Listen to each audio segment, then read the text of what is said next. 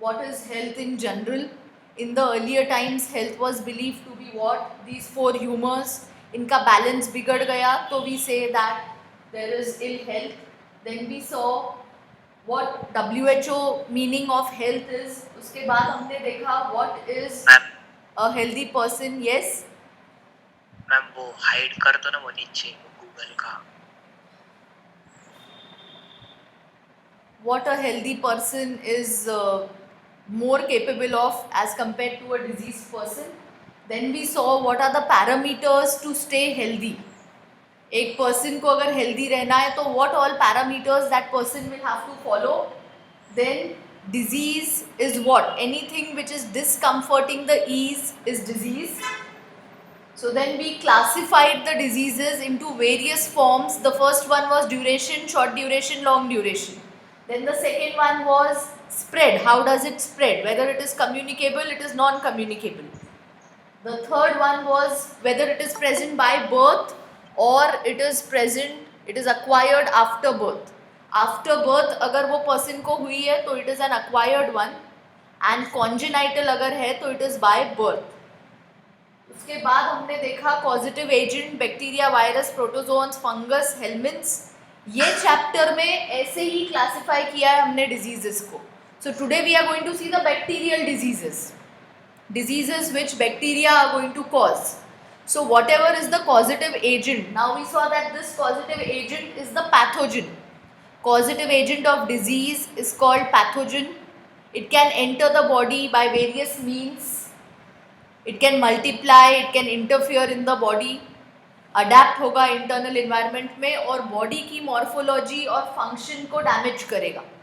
Such an agent which can live inside the body and it can cause harm to the body is called a pathogen.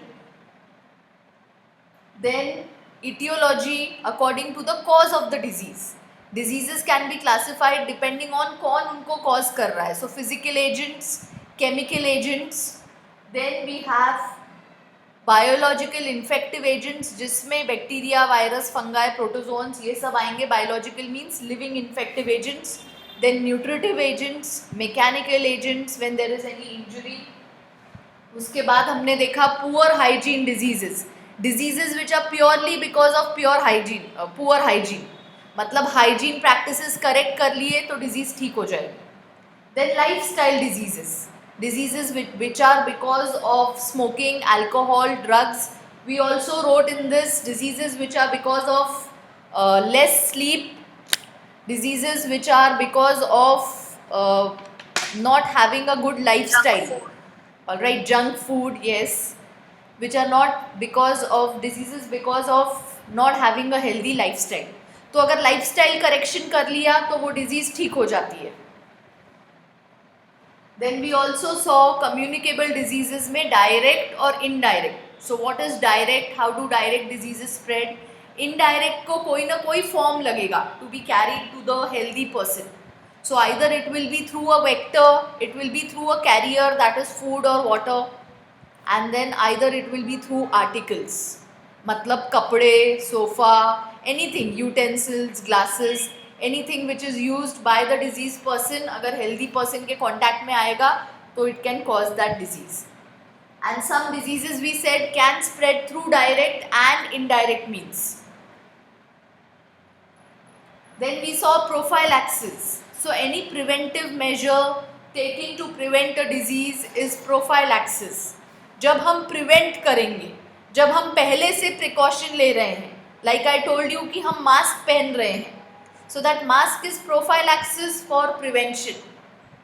So general में भी वो apply होते हैं सबको और specific prophylactic measures भी रहते हैं जिसमें vaccination आती है. एक specific age group के लिए अलग अलग vaccines रहती है which are to be taken to prevent certain diseases.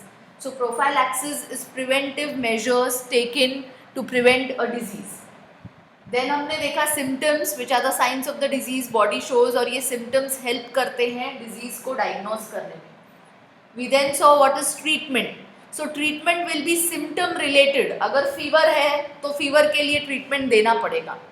And treatment will be pathogen related. Means कौन सा माइक्रो ऑर्गेनिज्म या कौन सा वायरस या कौन सा फंगस उसको कॉज कर रहा है, we will have to find out that और पैथोजन टारगेटेड ट्रीटमेंट भी देंगे सो दैट वो पैथोजन किल हो बॉडी में, pathogen does not grow more in the body. So treatment will be pathogen targeted, where we target the pathogen and kill it, and the treatment will be symptom targeted.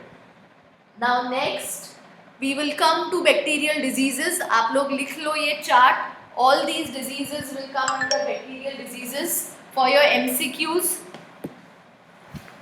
MCQs में odd man out find out करना पड़ता है, so you will have to put it under a chart that all these are bacterial diseases. हम बहुत ज़्यादा deep में नहीं जाएंगे इनके, बट जितना NCERT text book and state board textbook we will follow that much and finish off. So just make a list of these bacterial diseases and we will start with the first one which is given in the textbook, that is typhoid.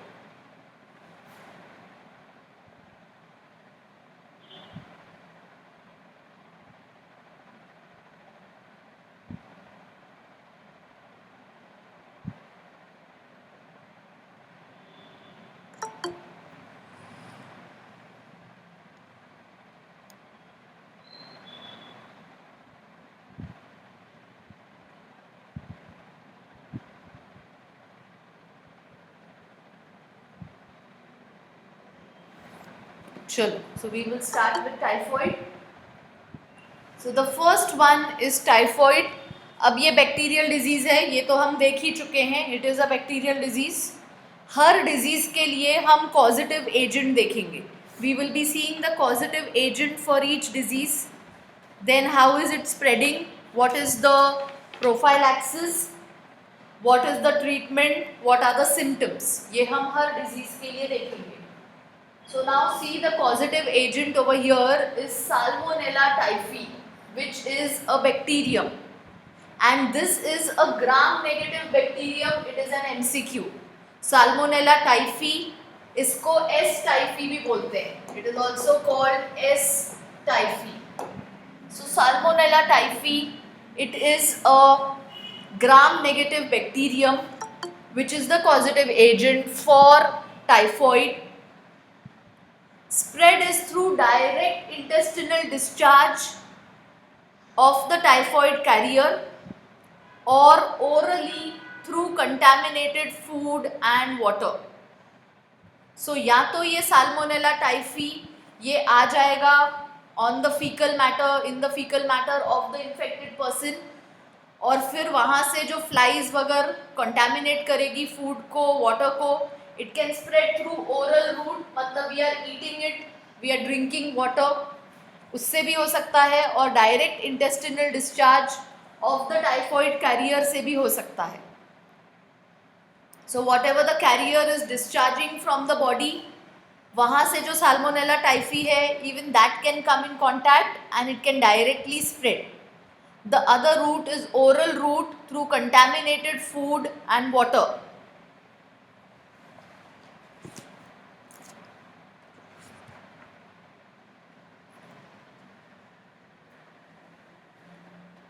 So next we see a story about the spread. एक cook थी. Yes? एक cook थी जिसका नाम था Mary Mallon. We will mark the story in the NCERT text book, उस पे MCQs आते हैं. So Mary Mallon, she use to cook in various houses, और उसके through, she was a typhoid carrier, उसके थ्रू बहुत जगहों पर हर घर में टाइफॉइड स्प्रेड हो गया था through that Mary melon.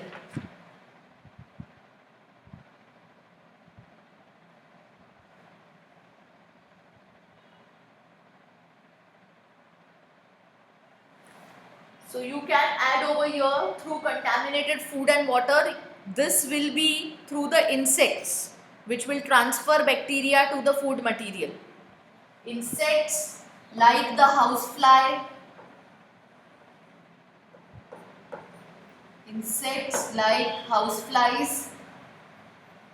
they will transfer bacteria to the food material. Transfer bacteria to food material.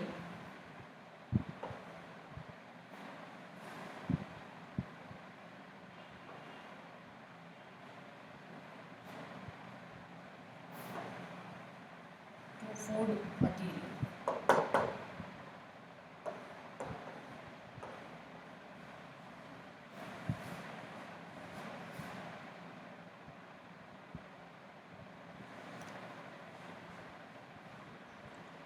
Therefore, food should always be washed, should always be covered, water should always be covered, clean drinking water he consume करना चाहिए. So poor hygiene habits will also be responsible for the spread of the disease. Poor hygiene habits will also be responsible. Now the story of the cook. Cook का नाम था Mary Mallon. She used to do the work of cooking बहुत सारे घरों में. And she, this Mary Mellon, she was the carrier of this Salmonella typhi. S. typhi carrier she was. So if she is not washing her hands properly और वही हाथ से खाना बना रहे हैं, so she was transferring this S. typhi into the food wherever she was cooking. ये Mary Mallon को बाद में डायग्नोज किया गया that she is the carrier for Salmonella typhi and she is the cause because of which जिस घर में ये मैरी मेलन खाना बना रही थी वहाँ पे टाइफॉइड पेशेंट्स देखने के लिए मिल रहे थे. So she was nicknamed as typhoid Mary. MCQs over here are that this Mary Mellon, she was a cook. This is an MCQ. And she was a carrier of the Salmonella typhi. And she was transferring the Salmonella typhi to the food which she was cooking in various houses. So usko Typhoid Mary, she was nicknamed as Typhoid Mary.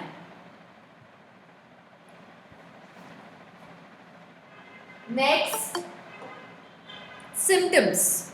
Now what will be the symptoms? You will quickly make a list of these symptoms. Priority पे symptoms रखेंगे जो NCERT text book में दिए हुए हैं. So we will be marking in the NCERT text book also. So headache, body एक,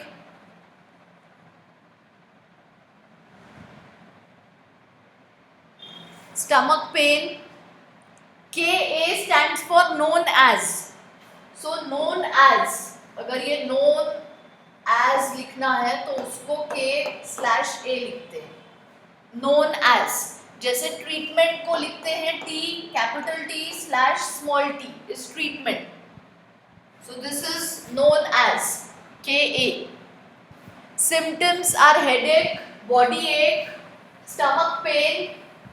सो pain in the stomach because Salmonella typhi intestine को affect करता है. It is of the gut, it affects the gut. Weakness, ulceration in the intestine, loss of appetite, खाने का मन नहीं करता है बिकॉज डाइजेशन हो ही नहीं रहा है अच्छे से. सो लॉस ऑफ एपिटाइट के लिए एक टर्म है that is anorexia. Anorexia means loss of appetite. Loss of appetite. Then constipation, rose pink colour rashes on the chest. Chest पे रोज पिंक कलर के रैशेज दिखते हैं. This is characteristic for Salmonella typhi. Ulceration of the intestine because it is affecting the intestine. Patient will be weak. There will be stomach pain और stomach cramps. Stomach cramps और stomach pain. Anorexia, loss of appetite.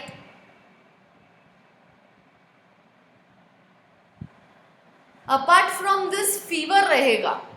There will be very high fever जिसको हम लिखेंगे. You write down all these symptoms first. Headache, body ache, stomach, weakness, ulceration in the intestine, loss of appetite, constipation, rose color rashes on the chest,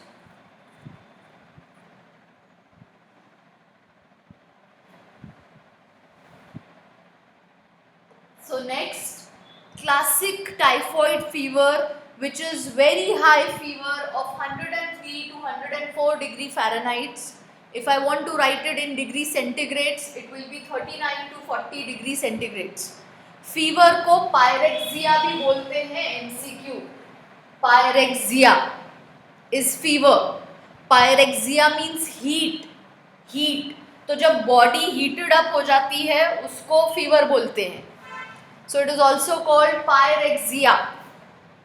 Classic typhoid fever is a very high fever which is of 103 to 104 degrees centigrade, 39 to 40 degree centigrade, and it lasts. ये fever का duration 3 to 4 weeks तक चलता है, मतलब almost a month. 3 to 4 weeks, almost 3 weeks तो चलता ही है, that is 21 days.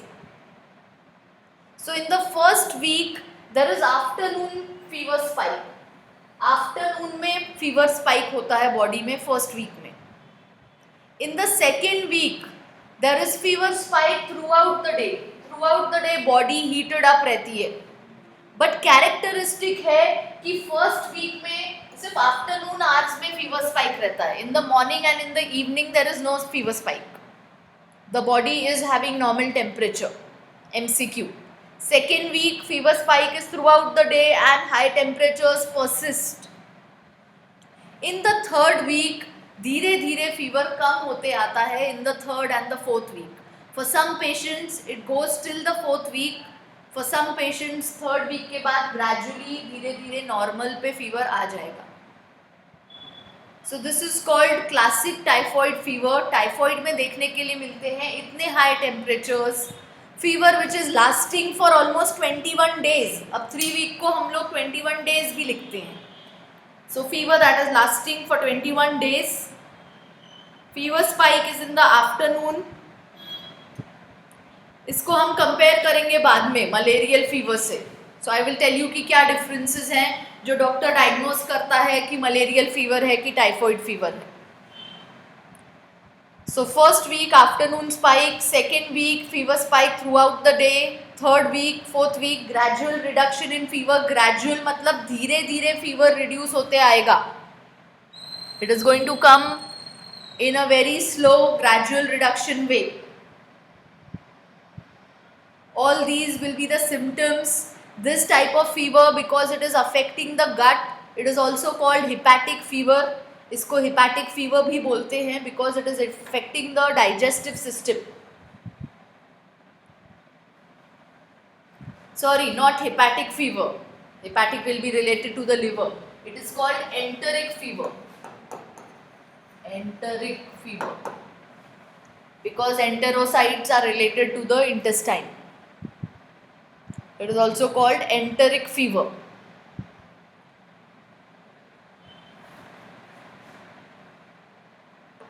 चलो नेक्स्ट डायग्नोसिस होता है विडाल टेस्ट से. This Widal test it tells us the Salmonella typhi concentration in the blood. Salmonella typhi का परसेंटेज बताता है ब्लड में. अगर कम है तो हम बोलते हैं Widal test is weekly positive. Salmonella typhi का नंबर कम है तो we say it is weak positive. And Salmonella typhi, if it is more, we say it is highly positive. Vidal test is highly positive. Vidal test is weakly positive. ऐसे terms use होते हैं. आप लोग सिर्फ Vidal test याद रखो, that is sufficient for your MCQs. Typhoid को diagnose करेंगे Vidal test से. Prophylaxis can be done with vaccines. तो 2 वैक्सीन्स रहती हैं, typhoid A and typhoid B. Short form में लिखते हैं TAB. TAB is tab. Tab is for 2 vaccines, एक टाइफॉइड A, दूसरी टाइफॉइड बी. ये 2 डोजेस लेके टाइफॉइड होने से प्रिवेंट कर सकते हैं खुद को. It is prophylaxis. Second prevention में हम यहाँ पे और लिखेंगे that we can prevent it by good hygiene practices. Good hygiene habits. Habits should be good. The food that we are eating should be clean. Water should be clean, covered. Open food जो बहुत देर के लिए रखा हुआ है उसको नहीं खाना चाहिए. घर का सैनिटाइजेशन करना चाहिए so that there are not flies. बहुत ज़्यादा फ्लाइज वगैरह नहीं है जो खाने पे बैठ रही हैं. So prophylaxis will be good hygiene habits. Vaccines which can be taken. Treatment will be symptomatic. Symptomatic मतलब फीवर को ट्रीट करना पड़ेगा, पायरेक्सिया को ट्रीट करना पड़ेगा. एंटीबायोटिक्स देंगे टाइफी के लिए, साल्मोनेला टाइफी का परसेंटेज कम करने के लिए. So symptomatic will be for fever.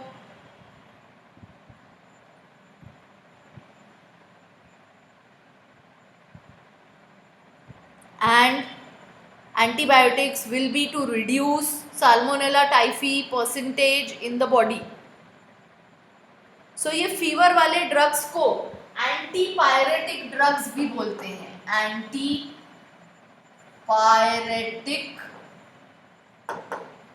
Drugs. ये एमसीक्यू है, एंटीपायरेटिक ड्रग्स. बिकॉज पायरेक्सिया का मतलब फीवर होता है, उसके आगे एंटी मीन्स पायरेक्सिया को opposite. Antipyretic drugs. So pyrexia is fever. Fever को कंट्रोल करने के लिए antipyretic drugs. Vaccines will be typhoid A, typhoid B. Diagnosis will be with Widal test. चलो क्विकली देखो NCERT text book. We will complete this much part from there and then move on to the next disease.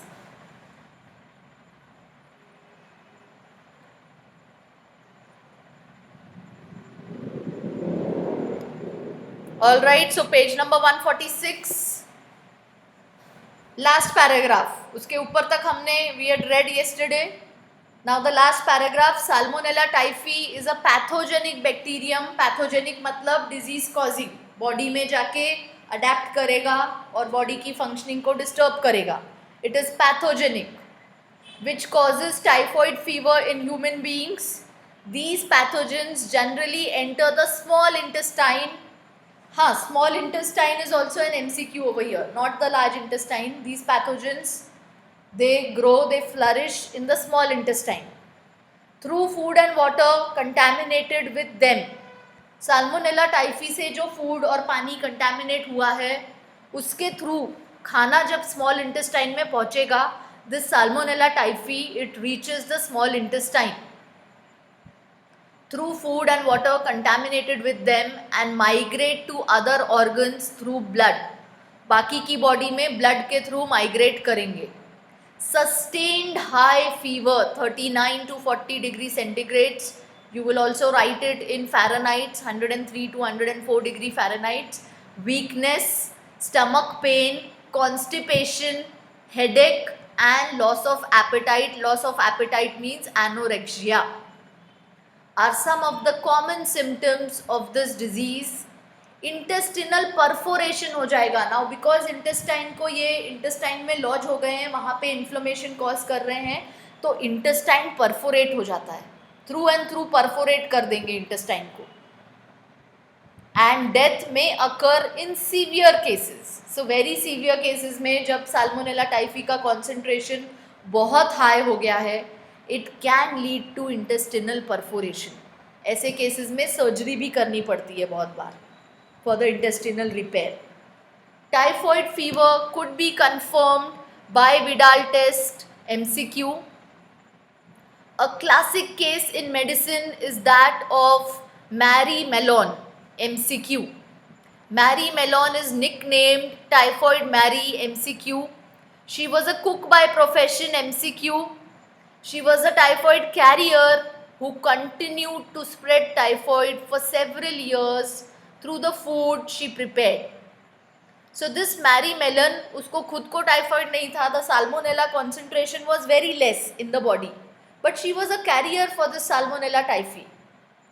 And if she is not washing her hands and all properly, ऐसे ही खाना बन रहा है, so she was transferring this typhoid, this salmonella typhi to the food in whichever homes she was preparing the food. So she was immune to them all. She was immune to them, yes. But she was a very positive carrier. She was carrying a concentration which could be transmitted.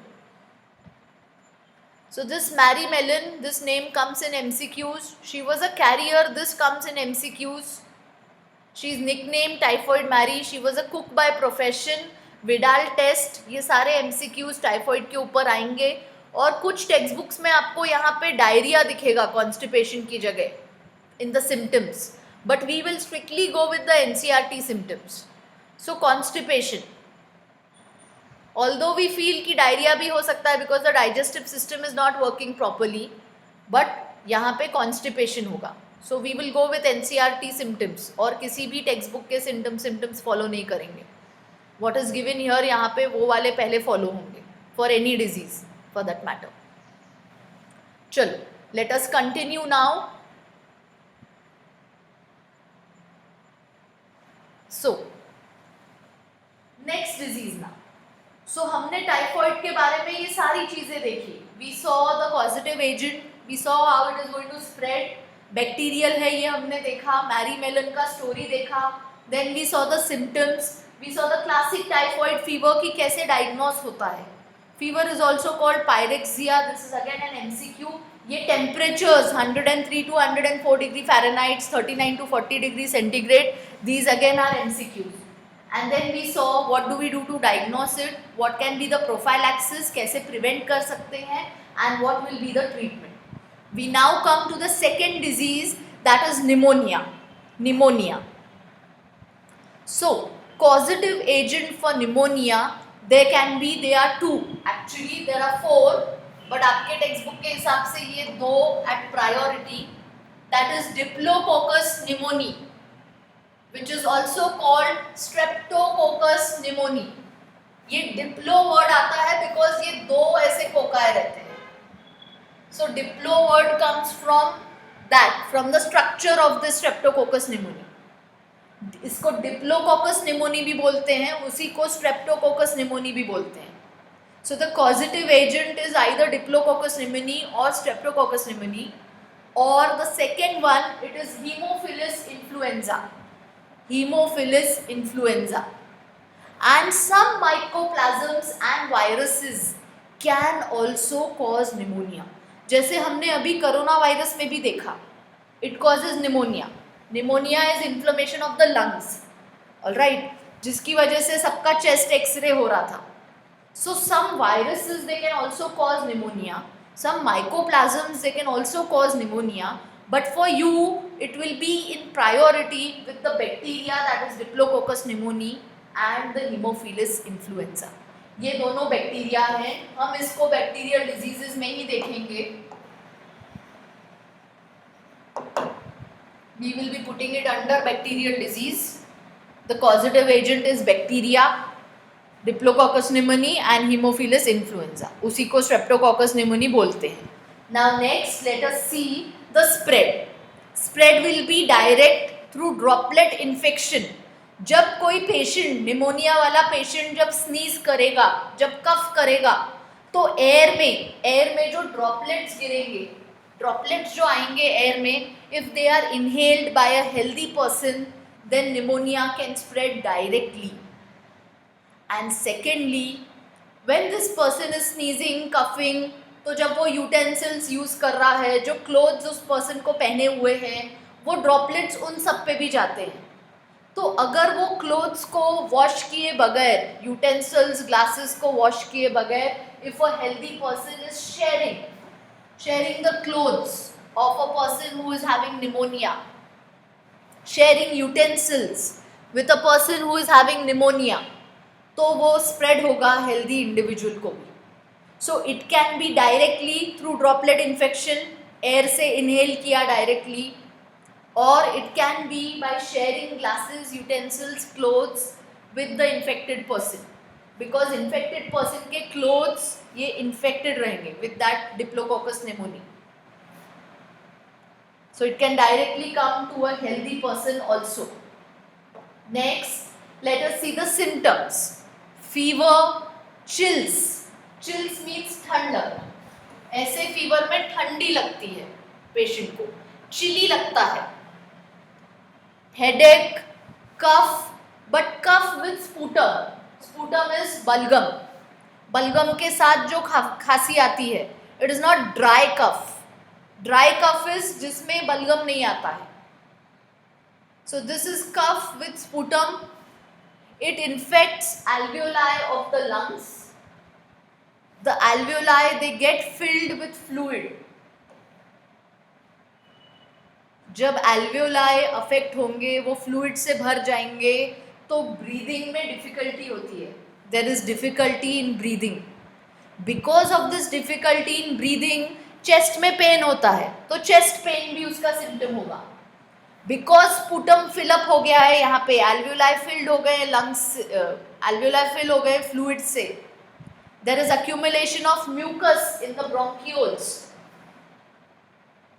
तो chest heavy लगती है, उसके बाद breathing भी नहीं हो पा रहा है properly because alveoli are filled, तो chest pain भी होता है. There is fatigue, थकान लगती है. बॉडी में ऑक्सीजन की डेफिशिएंसी हो जाती है. बिकॉज ब्रीदिंग अच्छे से नहीं कर पा रहे हैं, तो ऑक्सीजन की डेफिशिएंसी हो जाती है. डिक्रीज्ड ऑक्सीजन लेवल्स हो जाएंगे बॉडी में. डिक्रीज्ड ऑक्सीजन लेवल्स, ये डिक्रीज्ड ऑक्सीजन लेवल्स सबसे पहले मैनिफेस्ट होते हैं नेल्स और लिप्स पे. The nails and lips they turn blue. क्यों ब्लू हो जाएंगे? क्योंकि उन तक ऑक्सीजन नहीं पहुंच रहा है. So this deficiency of oxygen levels in the body is first manifested at the nails and lips. Doctor कैसे डायग्नोस करेगा? डॉक्टर डायग्नोस करेगा फीवर, दैट इज चिली, ठंड लग के बुखार आ रहा है. We did not mention this in typhoid. Second, it is not dry cough, it is cough with sputum. Chest pain, patient will tell difficulty हो रही है ब्रीदिंग में. पेशेंट विल टेल बहुत जल्दी थकान लग रही है. Patient will show the nails, doctor will see the nails and lips and will notice bluish discolouration. तो निमोनिया के लेवल्स होते हैं. There are levels of pneumonia कि कितना परसेंट एल्वियोलाई अफेक्ट हुए. Percentage of alveoli that is infected, that is filled with fluid. जितना ज़्यादा percentage field रहेगा फ्लूइड के साथ, उतना ज़्यादा डिफ़िकल्टी होगी ब्रीदिंग में, उतना ज़्यादा चेस्ट पेन होगा. So all these symptoms will be with pneumonia, fever, chills, headache, cough with sputum, infection of the alveoli of the lungs, they will get filled with fluid. Fluid से भर जाएंगे तो breathing में difficulty होगी. Alveoli should be empty so that proper breathing and exchange of gases can take place. Nails and lips will turn blue. So diagnose कैसे करेंगे? Examination of the sputum करते हैं. उसमें बहुत बार ये हीमोफ्लूइड इन्फ्लुएंजी या ये स्ट्रेप्टोकोकस निमोनी ये देखने के लिए मिलते हैं. दूसरा, chest x-ray shows us that there is fluid filled in the alveoli. In the bronchus, it is not a clear passage. Prophylaxis, vaccination her child को दिया जाता है in the first year of life, जो हमको बचाता है from this Diplococcus pneumoniae infection. So this should be taken and vaccinations are also there for adults. जिसकी miss हो गई है, जिसने नहीं ली है पहले, तो अडल्ट स्टेज के लिए भी वैक्सीनेशंस अवेलेबल हैं. So that can be done. दूसरा, अब इसमें ये तो कुछ नहीं कर सकते हैं. स्पूटम मीन्स बलगम, वो खांसी के साथ जो हम बलगम, जो म्यूकस बाहर थ्रो करते हैं with the cough. So cough can be of 2 types. एक ड्राई कफ रहती है और दूसरा बलगम वाली खांसी रहती है, जिसके साथ बाहर वेट कफ बोल सकते हैं उसको, but wet cough is not the correct term which is used. Then it is cough with sputum. Right. So prophylaxis will be vaccination in the first year of life and adults can also have a vaccination. Then treatment, patient को isolate करो, because हमने देखा कि patient के droplet से ही, patient के sneezing से ही, कफ से ही दूसरे हेल्दी पर्सन्स को हो रहा है. Alright, so treatment will be isolate the infected person who is already having this pneumonia. ये prophylaxis में भी लिख सकते हैं हम. प्रिवेंशन विल बी कि अगर पता है ये पर्सन को निमोनिया है तो उससे दूर रहो, उसको आइसोलेटेड रखो. Then antibiotic treatment to reduce the count of salmonella of streptococcus pneumoniae या हीमोफिलस इन्फ्लुएंजी, जो भी बैक्टीरिया है. एंड सिम्टोमेटिक, जो फीवर हो रहा है, जो कफ हो रहा है, उसको थोड़ा रिलीफ करने के लिए सिम्टोमेटिक ट्रीटमेंट देंगे, स्टीम देंगे to clear the passage. Fever के लिए नॉर्मल एंटीपायरेटिक ड्रग्स देंगे. So all this is about pneumonia. Open your textbook, we will read it from there. If you have finished writing, तो हम वहाँ से read करते हैं. चलो, so page number it is 147, typhoid के बाद वाला disease. Bacteria like Streptococcus pneumoniae and Haemophilus influenzae. Mark कर लो, आपके लिए यही ऑप्शंस मार्क होंगे एमसीक्यूज में. Are responsible for the disease pneumonia in humans, which affects alveoli, that is the air-filled sacs of the lungs. It affects alveoli, it infects alveoli of the lungs. As a result of the infection, alveoli get filled with fluid, leading to severe problems in respiration, severe problems in breathing. Symptoms of pneumonia include fever, chills, cough, headache. In severe cases, जब severe cases में बहुत ज़्यादा deficiency हो गई है oxygen की body में, lips and finger nails may turn grey to bluish in colour. So this is in severe cases. I told you कि निमोनिया के ग्रेड्स होते हैं. सो कितना हाई ग्रेड का निमोनिया है उसके हिसाब से सिम्टम्स वेरी करेंगे. A healthy person acquires the infection by inhaling. Air से इनहेल किया है हेल्दी पर्सन ने.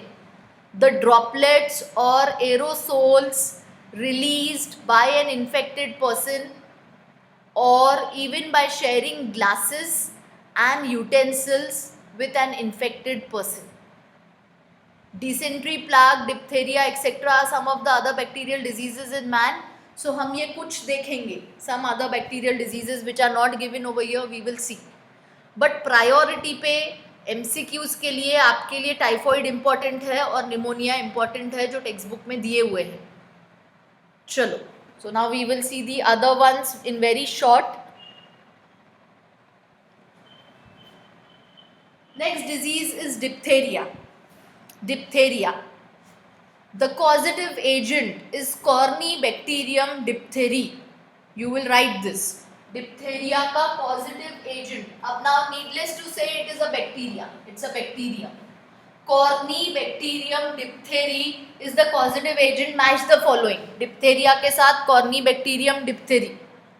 अगेन ट्रांसमिशन होता है airborne. Through the air it is inhaled. Droplets are inhaled through the air. Symptoms, inflammation of nasal mucosa. देखो यहाँ पे symptom change हो गया. निमोनिया में हमने कहीं भी नहीं बोला कि नोज का पैसेज अफेक्ट होता है, but this is inflammation of the nasal mucosa. Blockage of the respiratory tract and it affects mostly children of less than 5 years of age. MCQ. Less than 5 years of age में जब ऐसा blockage हो जाता है respiratory tract का, it is severe for a small child. It is inflammation of the nasal mucosa. ये भी spread होता है. A healthy child can get it from the air, from the droplet infection of an infected person. The bacteria is corynebacterium diphtheriae. Prophylaxis, DPT vaccine देते हैं बच्चों को. What is the full form of this DPT vaccine? Diphtheria pertussis. Diphtheria pertussis and third one? T से? Tetanus. Tetanus, yes. सारे बच्चों को DPT vaccine देते हैं. That is diphtheria, pertussis and tetanus. So this is a prophylactic measure जिससे हम ये diphtheria को prevent कर रहे हैं in children of less than 5 years of age. We are preventing them from this diphtheria. उनको diphtheria नहीं होना चाहिए. ये breathing difficulty नहीं होनी चाहिए. which is fatal. So DPT देते हैं, this is the vaccination, diphtheria, pertussis and tetanus. The treatment again will be antibiotics, corynebacterium diphtheria का काउंट कम करो. सिम्टोमेटिक ट्रीटमेंट देंगे नेजल पैसेज को खोलने के लिए. अपर रेस्पिरेटरी ट्रैक्ट में जो ब्लॉकेज है उसको ओपन करने के लिए सिम्टोमेटिक ट्रीटमेंट देंगे, so that child is able to breathe. Next now is pertussis. So अभी डीपीटी हमने देखा तो उसमें से डिप्थेरिया देखा. The next one which we are seeing is pertussis. Again the causative agent is Bordetella pertussis, which is again a bacterium. ये सारी bacterial diseases ही हैं. Bordetella pertussis. Again the spread is through airborne and droplet infection. The spread is through airborne and droplet infection. Symptoms include thick deposition, mucus deposition in the respiratory tract. Whooping sound आती है. अब क्योंकि respiratory tract mucus से भर गया है, respiratory tract mucus से भरा हुआ है, तो जब ऐसा पेशेंट ब्रीथ करता है एक वूपिंग साउंड आती है, एक वीजिंग साउंड आती है. So this pertussis is also called whooping cough because of that whooping sound which is produced during breathing. क्यों आती है ये साउंड? बिकॉज रेस्पिरेटरी ट्रैक्ट एक लिक्विड से भरा हुआ है. It is not plain air filled tract जो नॉर्मल इंडिविजुअल्स में होगा. So because of that fluid in the respiratory tract जब पर्सन ब्रीथ करेगा तो एक अलग सी वीजिंग साउंड आती है, because of which it is also called whooping cough. So pertussis का दूसरा नाम इज वूपिंग कफ. यहीं पे लिख के रखो. And it is called whooping because of the wheezing sound which comes while the person is breathing. Prophylaxis और treatment same होंगे. Prophylaxis में DPT आएगा यहाँ पे भी. The vaccination जो हमने पहले वाले में देखी, diphtheria, pertussis, tetanus, ये इंजेक्शन सब बच्चों को मिलनी चाहिए in the childhood. And treatment will be symptom targeted. ये म्यूकस डिपोजिशन को रिड्यूस करना पड़ेगा, रेस्पिरेटरी ट्रैक्ट को क्लियर करना पड़ेगा. And the treatment will be pathogen targeted, मतलब पर्ट्यूसिस का नंबर कम करना पड़ेगा. So whichever antibiotic it is targeted for this bacteria वो देंगे तो वो रिड्यूस होगा उसका नंबर. चलो next we will see tuberculosis, that is TB. Chronic infection है ये, बहुत सारे साल भी चलता है किसी किसी पेशेंट में. It does not leave very easily. The causative agent is Mycobacterium tuberculosis. Causative agent Mycobacterium tuberculosis. This bacterium was discovered by Robert Koch. किसी किसी बैक्टीरिया के साथ उनका डिस्कवरर एजेंट के साथ भी एमसीक्यू आता है. But for you all these diseases जो एनसीईआरटी टेक्स्ट बुक में नहीं है, सिर्फ पॉजिटिव एजेंट याद रखो और उसमें क्या रहता है, सिम्टम क्या रहता है उतना याद रखो. The spread is direct again through droplet infection from infected person. मतलब टीबी वाला पेशेंट अगर आपके बाजू में बैठा है और कफ कर रहा है, he is coughing, and if you are breathing the same thing then you might get this Mycobacterium tuberculosis inside your body. उसके बाद बॉडी की इम्यूनिटी पे डिपेंड करता है कि Mycobacterium tuberculosis आपकी बॉडी में कितना फ्लरिश करेगा, कितना अडेप्ट करेगा इन्वायरमेंट में. If your body is healthy enough, immune system अच्छा है तो वो अटैक करता है उनको. So you might not as well get the infection. अगर इम्यूनिटी कम है, Mycobacterium tuberculosis अच्छे से अडेप्ट कर गया, फ्लरिश कर गया तो वो रहेगा. Next, diagnosed by Mantoux test. It is diagnosed by Mantoux test. ये मॉन्टॉक्स टेस्ट ट्यूबरकुलिन टॉक्सिन देखती है स्पूटम में. रेस्पिरेटरी ट्रैक्ट में जो स्पूटम रहता है उसमें ये ट्यूबरकुलिन टॉक्सिन मिलता है जो बैक्टीरिया प्रोड्यूस करते हैं इन the body. So this tuberculin toxin, it is detected in the sputum. This is what the Montauk's test does. Symptoms में persistent cough, low grade fever, chest pain. Persistent cough, low grade fever, chest pain. Because there is persistent cough, तो वो खांसी से person को chest pain रहेगा.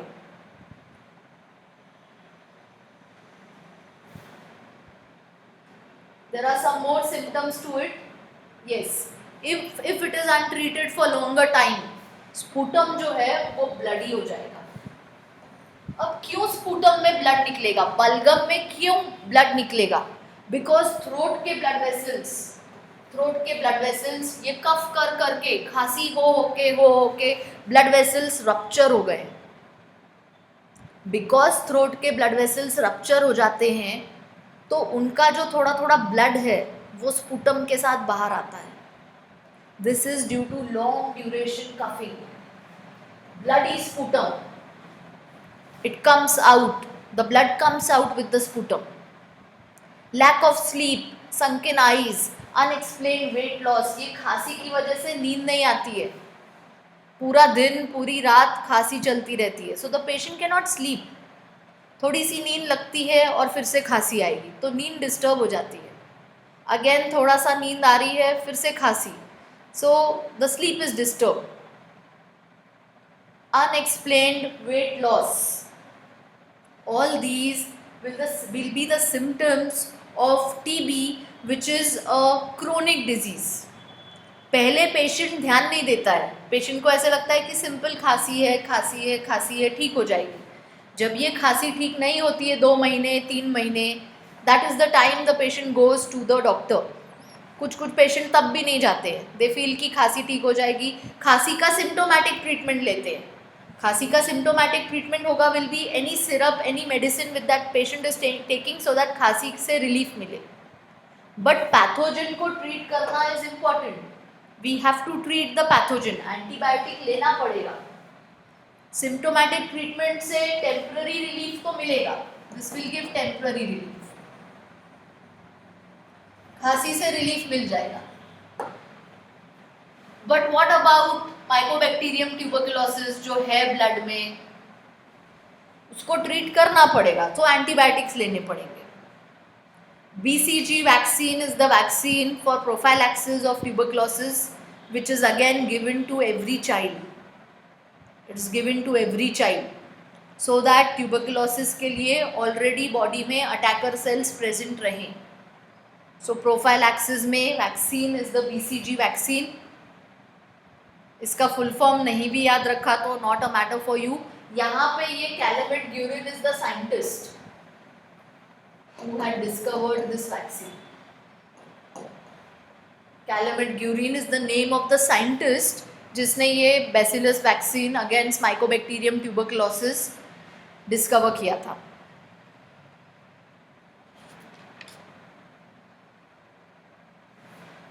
Next we will see cholera.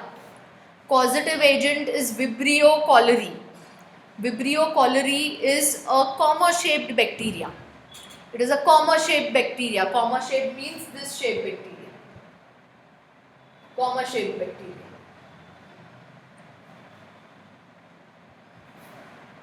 Spread is again through direct oral route or through contaminated food and water. अगर contaminated food and water है तो vector लगेगा to spread it. Vector will be required who will spread it. Severe diarrhea, dehydration, blood loss in stools will be the symptoms. अब यहाँ पे diarrhoea है इन cholera.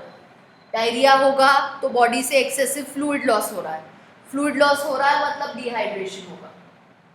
Dehydration simply means fluid loss.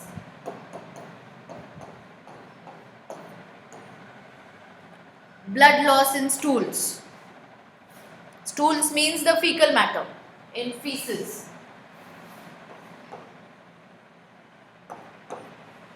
In the fecal matter.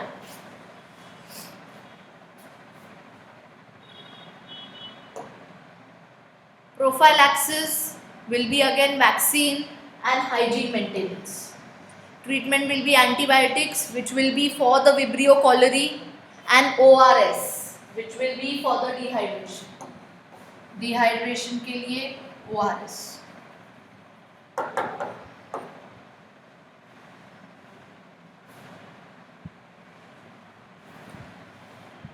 Next, इनके आप सिर्फ नाम भी याद रखोगे तो more than sufficient for you. We are not going to go in detail. Leprosy, it is also called Hansen's disease. Mycobacterium leprae is the bacteria. Again देखो bacterium लगा ही है उसके नाम में. So mycobacterium leprae, it produces histolytic toxins which break down the tissue. ये Mycobacterium leprae एक बार body में गया तो वो हिस्टोलिटिक टॉक्सिन्स बनाता है जो बॉडी के पूरे टिश्यूज को, ऑल बॉडी टिश्यूज, उनका ब्रेक डाउन करता है. मीन्स एपिथेलियम का, कनेक्टिव टिश्यू का, मसल का. Okay, it will break down everything. It will break down the cells of the tissues. The spread is direct contact through touch. अगर ऐसे patient ने touch भी किया तो टिश्यू के through it can directly come to another person. It can directly spread to another person. So mycobacterium leprae, you will remember, it is also called Hansen's disease. Histolytic toxin, ये important है इसके साथ, which can break down all the tissues of the body.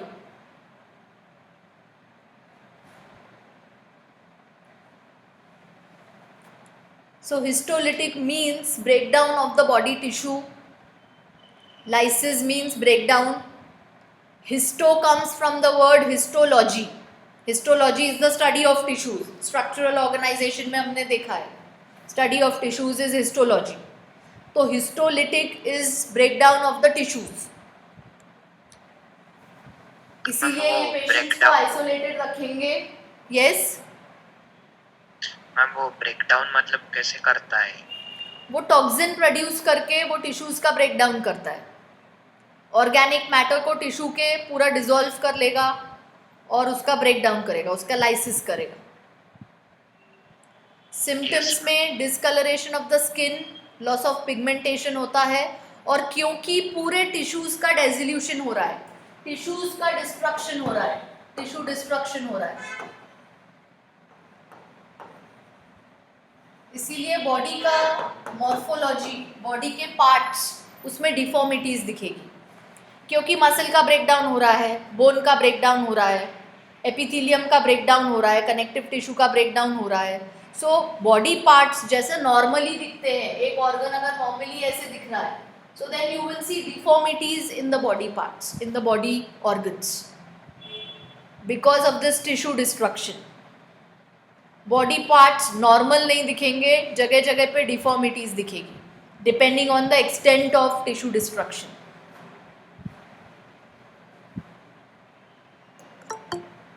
Next and the last one which we are seeing today is plaque. So causative agent is Yersinia pestis or it is also called Pasteurella pestis. आपके लिए सिर्फ इतना भी याद रखा तो more than enough. उसका causative agent and it is bacterial. All these diseases we are seeing under bacterial head. It is an endoparasite in the body of rat flea. अब रैट फ्ली एक इंसेक्ट है, उसकी body के अंदर, endo means inside, rat flea की body के अंदर ये yersinia pestis is an endoparasite. अब ये रैट फ्ली एक्टोपैरासाइट है रैट की बॉडी में. मतलब क्या कि अगर ये एक रैट है, ये एक रैट है अगर, ओके, तो रैट पे ये रैट फ्ली, ये insect, now if this I draw as an insect, this is an ectoparasite on this rat, ये रैट फ्ली, और रैट फ्ली की बॉडी के अंदर रहता है ये यर्सीनिया पेस्टिस. मतलब जहां जहां रैट जाएगा वहां वहां ये रैट फ्ली पहुंचेगा, बिकॉज रैट फ्ली एक्टोपैरासाइट है रैट के ऊपर.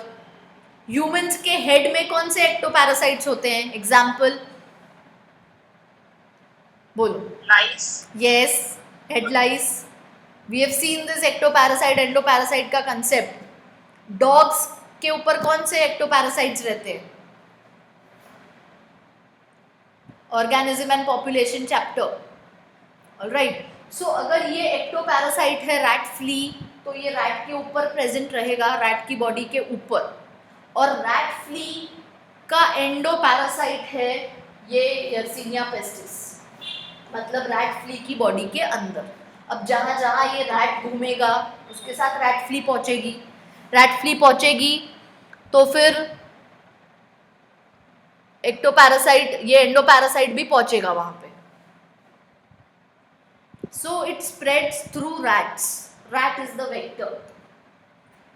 Wherever rat leaves excretory product, जहाँ पे भी रैट अपना एक्सक्रीटरी प्रोडक्ट छोड़ेगा, rat flea is there on the rat.